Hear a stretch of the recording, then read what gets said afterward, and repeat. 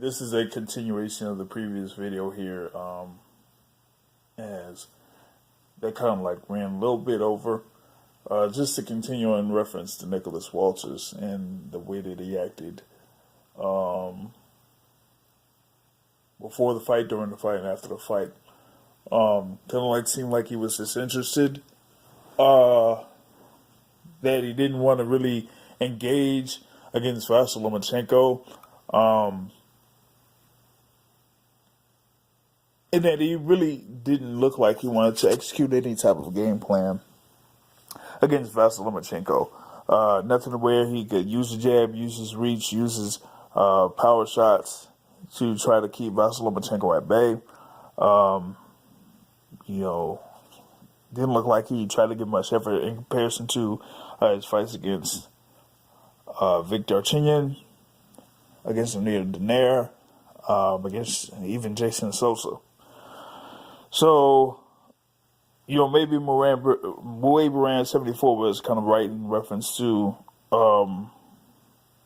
how Walters approached this fight. I don't know if they would say that this fight is fixed or that it was basically a setup, but it really looked like Walters was disinterested in making this fight be the fight that a lot of people anticipated that it would be. Maybe the layoff did have some type of effect on it. I mean, I know that Walters did speak about that layoff, but he didn't really want to get into the details of the layoff, and that, the fight could have happened earlier than it did. Maybe it could have happened, in place of the earlier fight that Vasyl Lomachenko had, where Lomachenko was able to get the WBO super featherweight belt over Roman Martinez back in June 11th of 2016. So, it possibly could have had the fight between him and Nicholas Walters in between that point of November 2015 and, now November 2016, as you see that, Nicholas Walters, had an open date, in between that time, so, Walters, had his last fight in December 19th of 2015 against Jason Sosa. So it wasn't like Nicholas Walters was unavailable for all those months. No, he was there for a fight with Lomachenko, and like muayboran74 said, Lomachenko said back in March that he was there ready to fight Nicholas Walters, but I guess the money wasn't right then. So with all of that going on, Nicholas Walters stepping into this fight here in November instead of March or April or May or even June, it's kind of different. So it's taken them about 5-6 more months or so before he's able to get this fight, one, and then two, being able to just get $300,000 as part of the purse to fight Vasyl Lomachenko when it could have been more than that, especially in comparison to what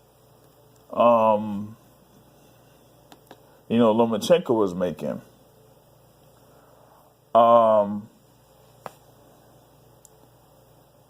So this kind of thing here where he,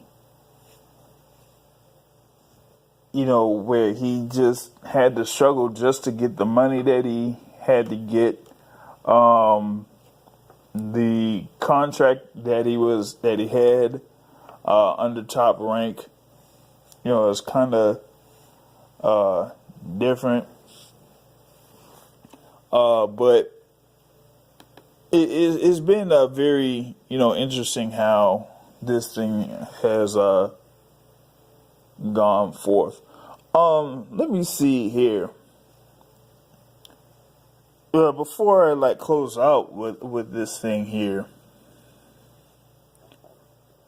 there was, an instance, I think, back in May 3rd.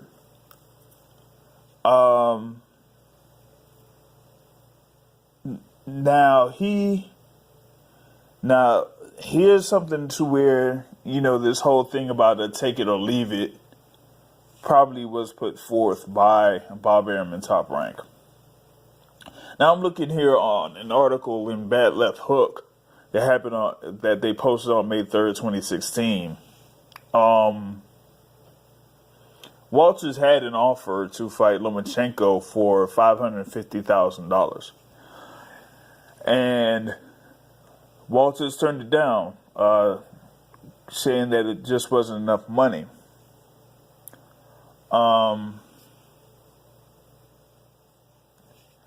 Now, he said that he wanted up to $1 million to take the fight. And now that might not have been the amount that he actually asked for fighting Lomachenko. He said that wasn't necessarily it.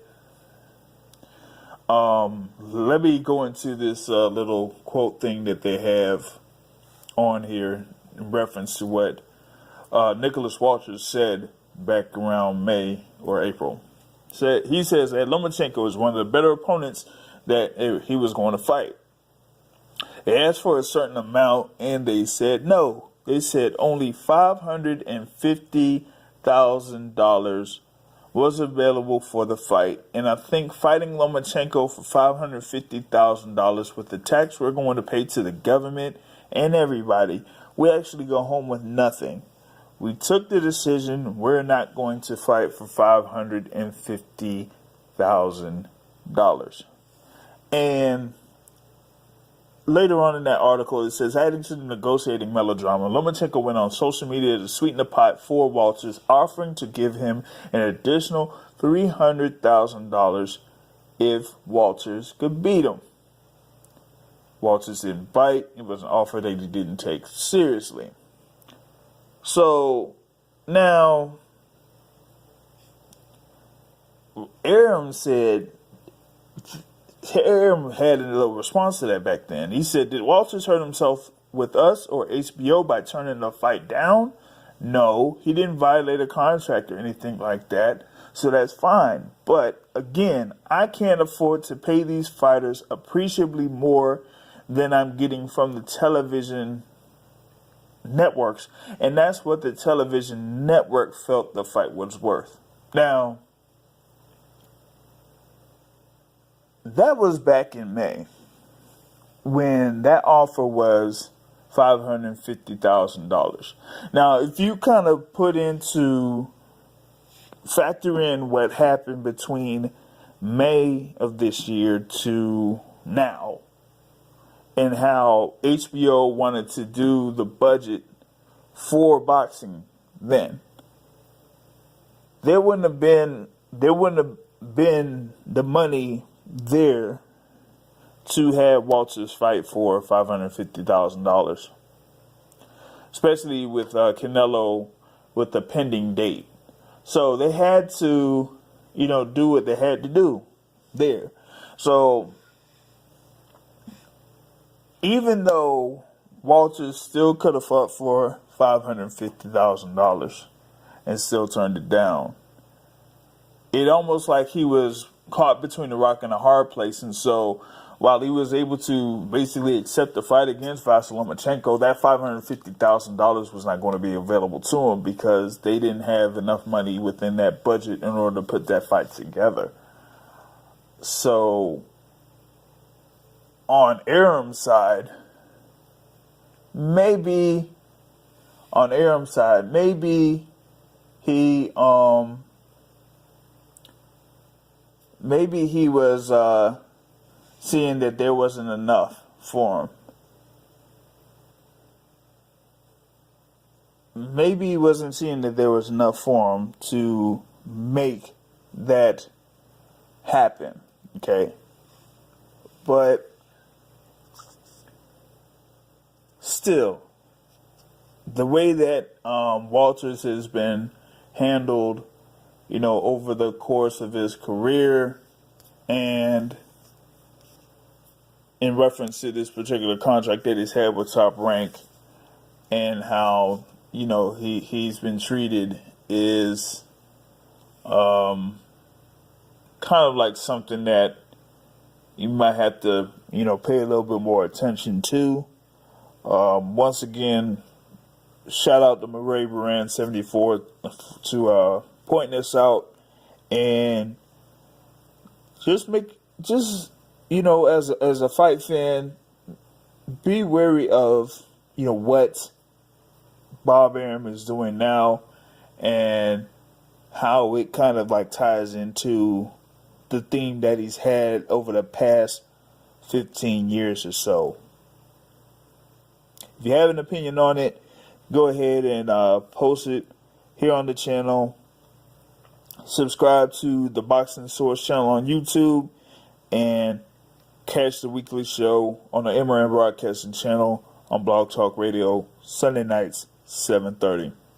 Later.